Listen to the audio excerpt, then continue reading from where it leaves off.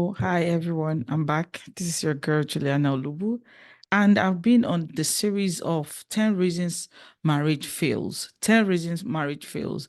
And I'm on volume 5, which is lack of intimacy. So what I'll be talking to you about today is lack of intimacy.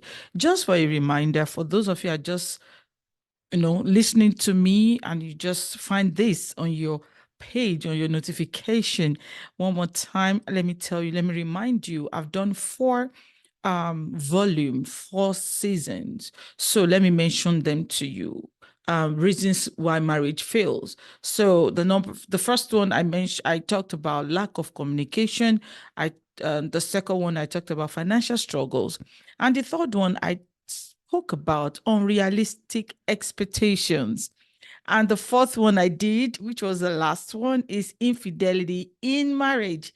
And today I'll be talking to you about lack of intimacy in marriage. Welcome to Marriage Medicines with your girl, Juliana OLUBU, building a triumphant marriage, building a triumphant relationship. See, I want you to listen to me.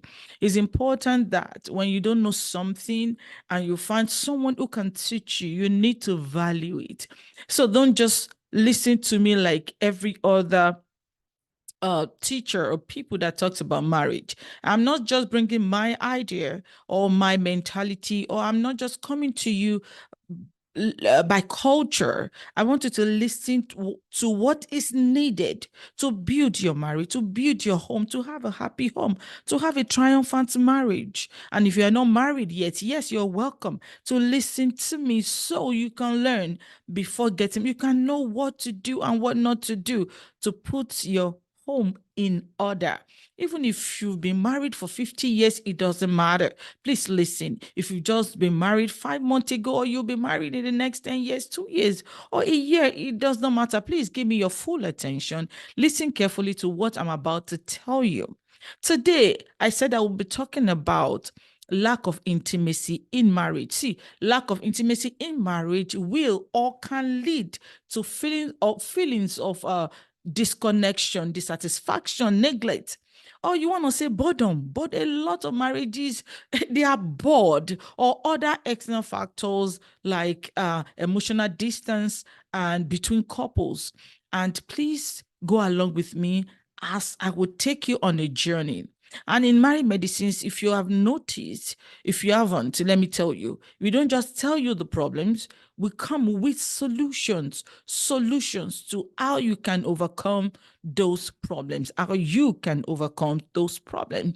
But first, let me give you 5 examples of lack of intimacy in marriage. So if you are familiar to any of the 5, please, you have to wait till the end of this video so you can listen to the solutions and how to go about it. The first one on my list is lack of physical intimacy. Now, lack of physical intimacy is a decrease in physical affection, like kissing, hugging, cuddling. I know in so many homes that doesn't even exist, especially those that have been married for so long. They don't see that as a big deal. Is that what we are? Please, I have so many things to deal with. I have this, I have that. No, no, no, no, no. It has nothing to do with age. It has nothing to do with time you've been married, or you are mature. Some people say, I'm too mature for that. Nobody is mature for love. Nobody is mature for kissing, hugging, cuddling, and nobody is mature for sexual intimacy. Nobody. So please pay attention. As I'm saying, lack of physical intimacy is the first on my list. And that can indicate a lack of physical intimacy, because when you don't do all those things, just know that you're already lacking something important in your marriage. Now, when I say lack of physical intimacy, I'm not talking about, oh, so we can have sex. Don't go there. That's not what I'm talking about right now. That's not what I'm talking about. Lack of physical intimacy means, bonding together, if I want to put it that way. And for you to bond, it will involve kissing, hugging, cuddling, and so many other things that goes with it. So if you're experiencing it, this may be due to various factors, including maybe stress, If you are stressed, you might not be interested. Oh, you are so busy. Oh my God. And the one that I know that can really affect is health issues or unresolved conflict. When you're angry, when you're not happy, I know that those things could happen, but that will only be for a moment. It's not something that should go on. In fact, that's when you need each other the more. That is when you need each other the most. So I don't want to talk too much about the solution. I just want to run quickly about the problems first. You getting it? Yes, I know you do. So the numbers 2 on my list is emotional distance. Emotional distance is okay. Wait, let me explain so you can understand. If I'm moving too fast, just be patient with me. I'm just so fast speaking. So now, if you don't know, emotional intimacy or distance is when you find it hard or when you find it difficult to share your thoughts, to share your feelings, or you're unable to be vulnerable with each other as husband and wife. As couples, if you feel emotionally distant or disconnected from your husband or from your wife, listen, you are already experiencing emotional distance in your marriage. Let me repeat that. If you are already what I've mentioned earlier, if you're unable to express yourself as husband or as wife, you can't express your thoughts, you can't be truthful in your marriage, or you have to just find it so hard to share whatever you're going through, then listen, you're already experiencing emotional distance in your marriage or in that relationship. And this may result from maybe communication breakdowns or unresolved conflict or unmet emotional needs. Yes, unmet emotional needs can lead to emotional distance. Number 3 on my list is routine and predictability. Let me explain that. Falling into a routine or a pattern of predictability can lead to a lack of excitement, if I want to put it that way, excitement or spontaneity in your marriage. And engaging in the same activities over and over, you can even predict what will happen or what your husband or your wife will say in the next minute when something happens, then you already know what's going to happen. There's no excitement. If there's no excitement anymore, then you need to start working on your relationship. You need to start working on your marriage. Let me put it, having predictable conversations, yes, or neglecting to prioritize quality time together can contribute to feeling stagnation and boredom in your marriage. And that will impact your intimacy in a very wrong way. The fourth on my list is neglecting quality time together. Neglecting quality time together.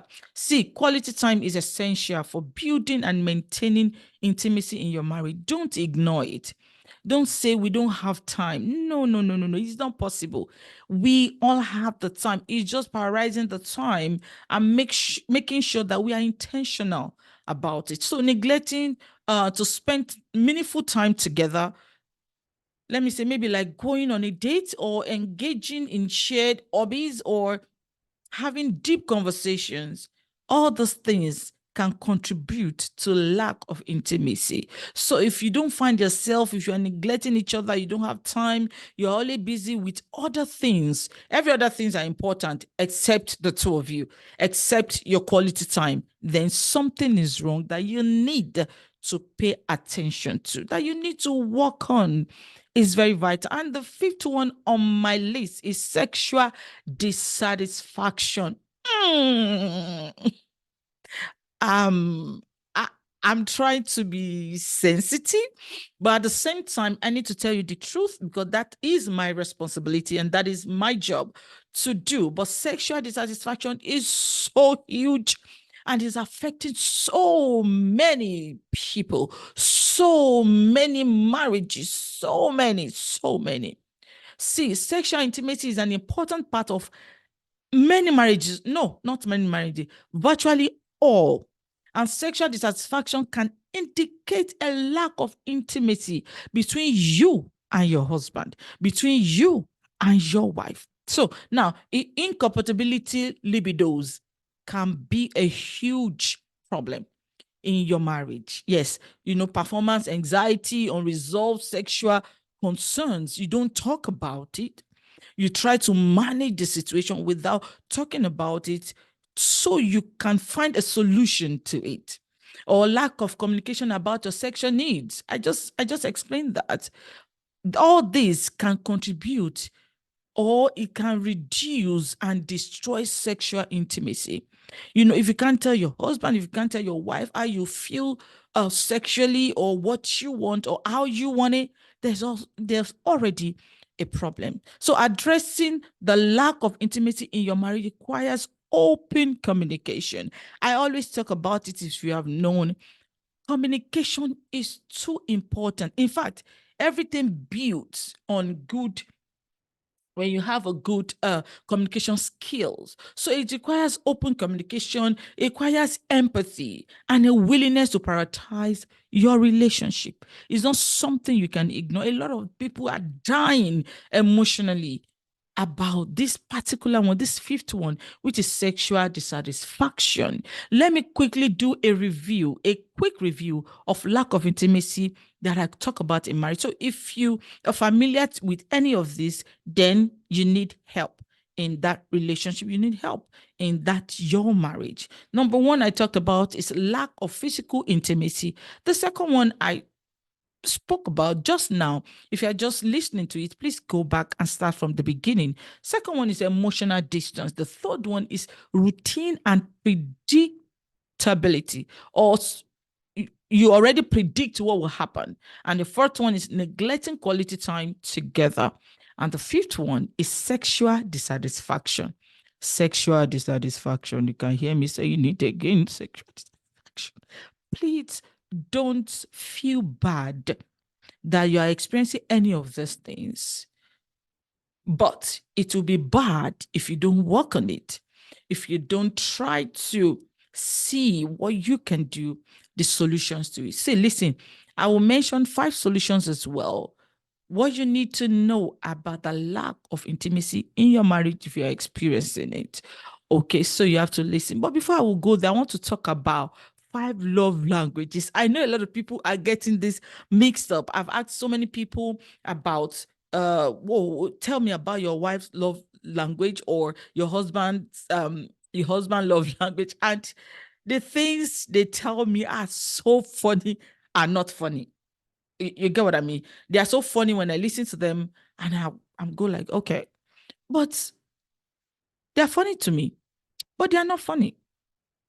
It's just something to even joke about. But the truth of the matter is, let me enlighten you a little bit before I will dive into the 5 solutions that I have to you today. But these 5 love languages I want to talk about will help you greatly. Even if you don't listen to the solutions, if you can just dwell on these 5 love languages I will tell you today, it will help you greatly. The first one is words of affirmation. Say after me. Say words of affirmation.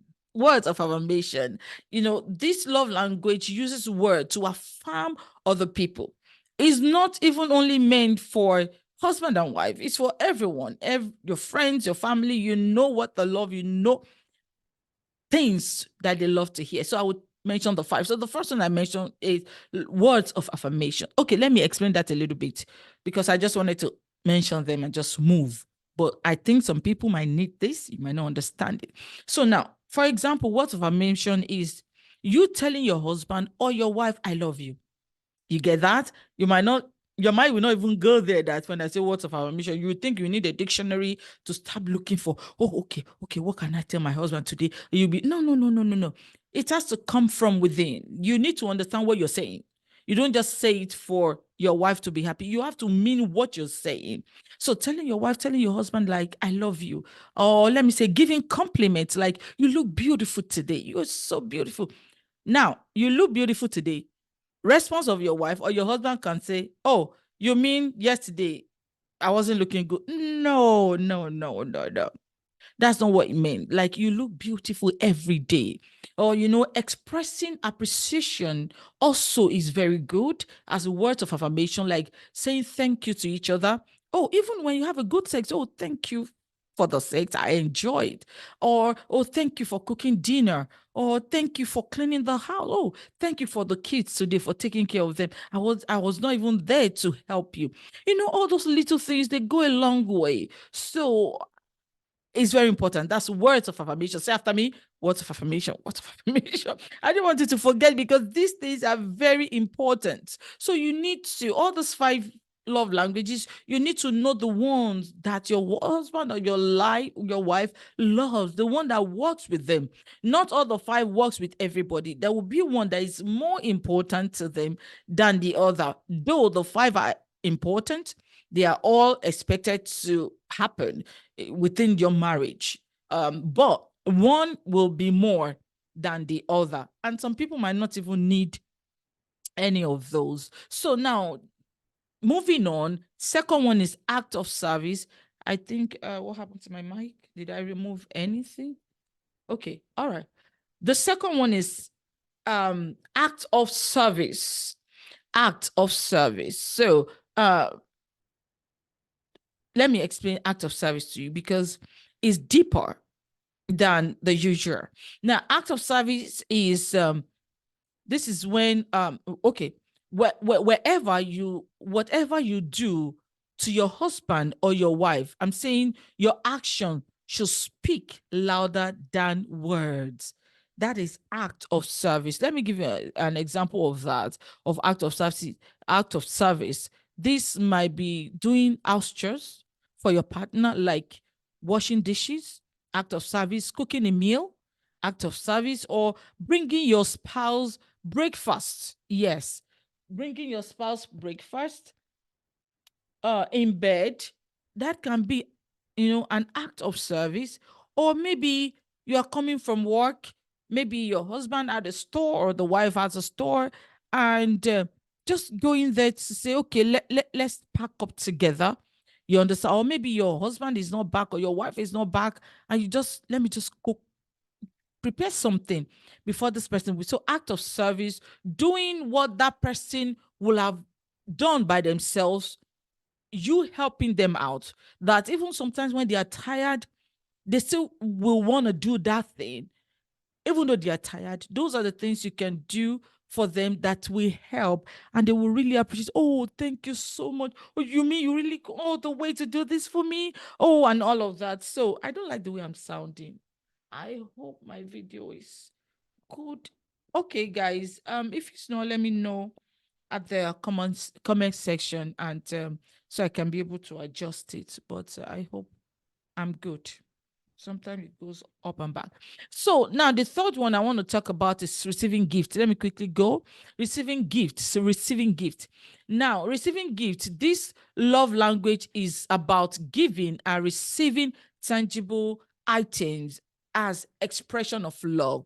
Don't get it twisted. It's not about money. It's not about, oh, some people can be that. So, but it's more than that. Let me give you an example of that quickly. It's like surprising your partner with a small gift, like sending a thoughtful note to show that you were thinking of them. You were thinking about your wife, you're thinking about your husband, or sending a surprise treat to your partner's workplace, like their favorite drink or meal. All those things has little to do with money. With money, receiving gift, even it might just be a little thing. It doesn't have to be like every time you have to like elaborate it or something.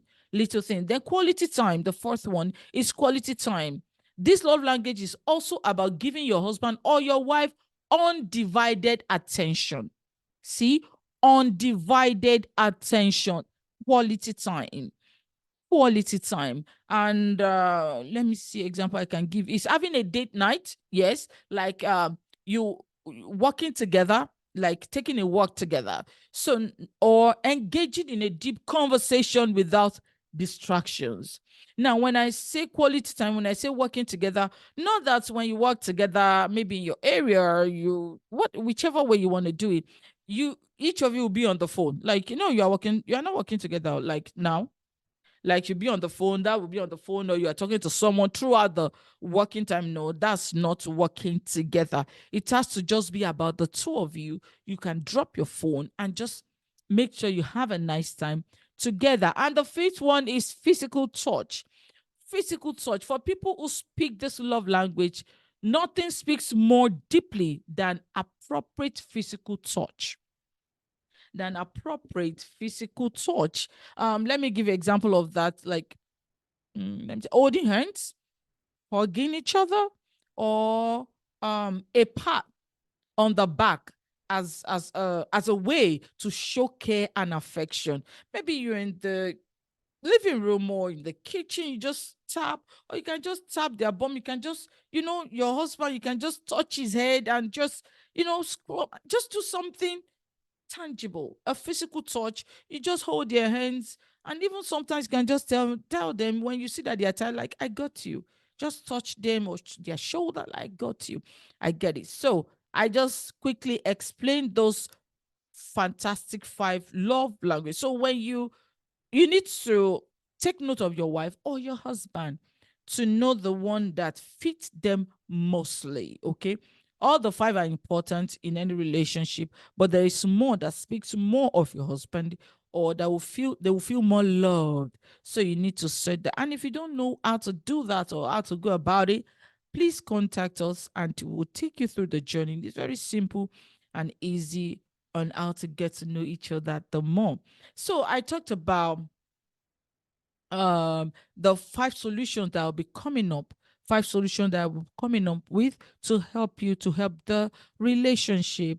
Because I told you about 5 problems that might be happening in your marriage. So the first one I want to talk to you about is communication. Again, every time, because if you don't have a good communication, all other things will not fall into place. Like, you won't get it right, because you have to have an open and honest communication skill. Now, what that will do for you is it will initiate an open and honest conversations with your partner about your feelings, your needs regarding intimacy. Simple. So now, I want you to, I will suggest, I want you to discuss what intimacy will do for each other. You have to know how that can help you. How that can help you. And let me tell you the meaning so you can get it, that it's important for you to be honest with each other and to communicate regularly and effectively. Okay. So now, what I'm saying is, intimacy means to, what intimacy means to both of you is important, and you need to get it right. Now, any barriers or challenges you may be facing and how you can work together to increase intimacy in your relationship is communication. You have to communicate honestly. You have to communicate openly. You have to be sincere with yourself. Now, not condemning each other. That is not you are not communicating. Not arguing unnecessarily. You are not communicating. Using bad words, judging, condemning, you are not communicating. Get it right. So don't say, I told him, I've told her. No. You have to communicate with an open mind and with honesty, with honor and respect. Okay. The second one on my list for some of the solution you need is prioritize quality time together. I need you to prioritize quality time together. Make an effort to spend quality time together regularly without distraction and external interruptions. So when I'm talking about prioritizing time together, I mentioned, part of it earlier. Excuse me, sorry about that. Is no distraction, no friends, no cousins, no mother, father. Like, no. You need to make an effort to spend quality time together regularly. What did I say? Without distraction or external interruptions. You have to, it's compulsory. Now, how you can do that is plan activities that will help you, that will promote bonding and connection between you, like date night, weekend getaways, or shared hobbies. Because some people can say, oh, it's for rich people. If it's for rich people, with everything that they've done, they still divorce. People still go their separate ways, even with the money. So I'm saying, don't have the mentality of when I reach, then I'll be able to do that. Shared hobbies. Okay, what you like to do together, the games that you like to play together, what you like to gist about. What is important is that time you have to be intentional about it. Like, this is exactly what we're doing. This time is for me and my husband. It's for my husband and I. It's for my wife and myself. So no, not kids, no nothing. You get what I'm saying? You get what I'm saying? Now, reconnecting emotionally can pave the way for rebuilding intimacy. Yes. So when whatever you do, make sure you cherish your time together. Don't let children be an hindrance. Don't let people that lives with you be an hindrance to your quality time together. You have to be intentional about it. You have to prioritize it. Number 3 on my list is to explore physical touch. Physical touch, explore physical touch. I'm saying it again. Now, physical touch is an important aspect of intimacy. No capping. Yes, it's very important in your marriage. Find ways to increase physical affection and closeness with your partner, whether through cuddling or holding hands or whichever way you do it. Now, physical intimacy can and will help strengthen your emotional connection, and it will also enhance intimacy in your marriage. It will enhance intimacy in your relationship. When I say physical touch, I'm not just talking about anytime you touch your wife or you touch your husband, it has to lead to sex. Nah, no, nah, no. That is just to help you, your intimacy, like between both of you. Now, the first one on my list is address underlying issues. Address, don't, don't, don't, the issue, if you have any issues, don't just, uh, don't try to cover it. Don't try to ignore it like it's not important. Don't just put it under the carpet. Identify any underlying issues or stress that may be contributing to the lack of intimacy in your marriage. Let me try and give an example, like unresolved conflict. If you know you still have some issues that you need to talk about, you've not talked about it, don't ignore it. Please resolve it. Make sure you resolve it. Have the time. Don't say you talk too much, or, oh, whichever way, just have time to communicate the issues, or external stressors, like external, let me make you external stressor, let me make you understand that very well. It's like uh external or outside pressure, like I'm saying, resolve whatever that might be causing lack of intimacy in your marriage. Any issue that you have, make sure you resolve it. Don't sweep it under the carpet. Don't just say, let me ignore it. I don't just want this trouble. I don't just want a trouble. Like, I'm not in the mood for that. Okay? Work together to address this issue collaboratively. I'm trying to use so you can understand. I'm just saying, work together to address the issue. Like, you have to cooperate together, cooperate with each other. You know, you can also do that by seeking support from a therapist or your counselor if needed.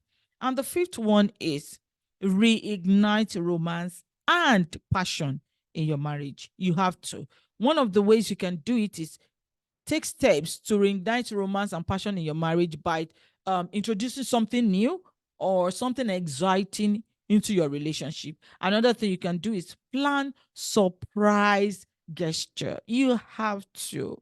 You have to, like, romantic outing or special occasions to celebrate your connection and your love life, your love story with each other. Sometimes you can talk about some of the how you made some mistakes you've done in the past, laugh about it, something that has been helping you and everything.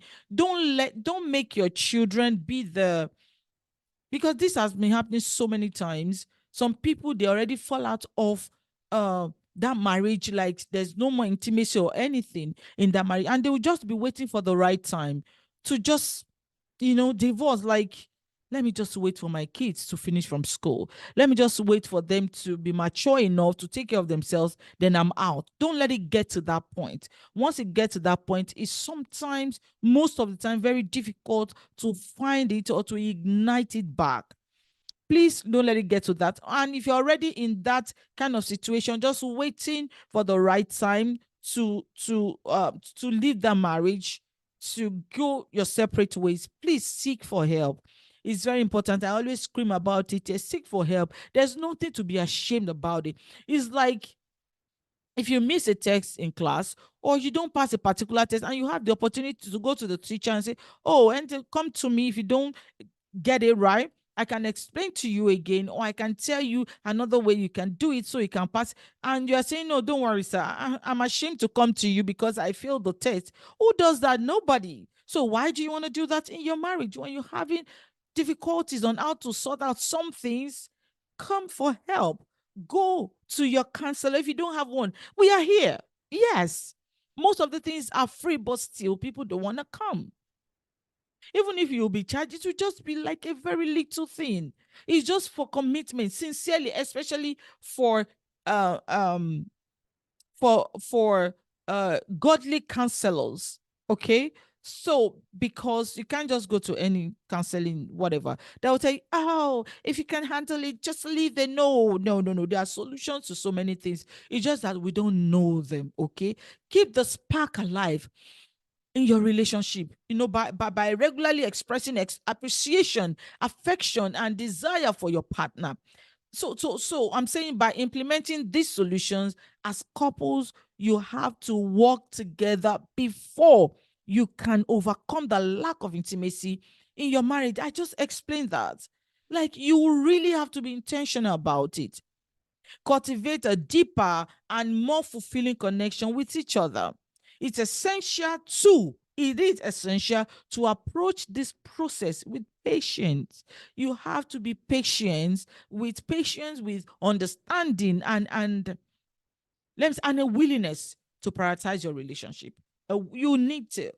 It's very important. Those are the five. So, okay, before I will mention the five that I mentioned, let me conclude with this, which is very important. In all that I've said, if this is not there, it's a problem. I just want to conclude with this. You have to realize that whatever or whenever a husband and a wife are on the same page spiritually, they have a greater chance of creating a successful marriage. No capping. Or how do they say? No capping. But what I'm trying to say is, you want to say, what do I mean by that? I'm saying, because a higher level of spiritual agreement equals a greater level of marital satisfaction. See, believe me, all the things I'm saying, they are not by chance. It's not by um culture.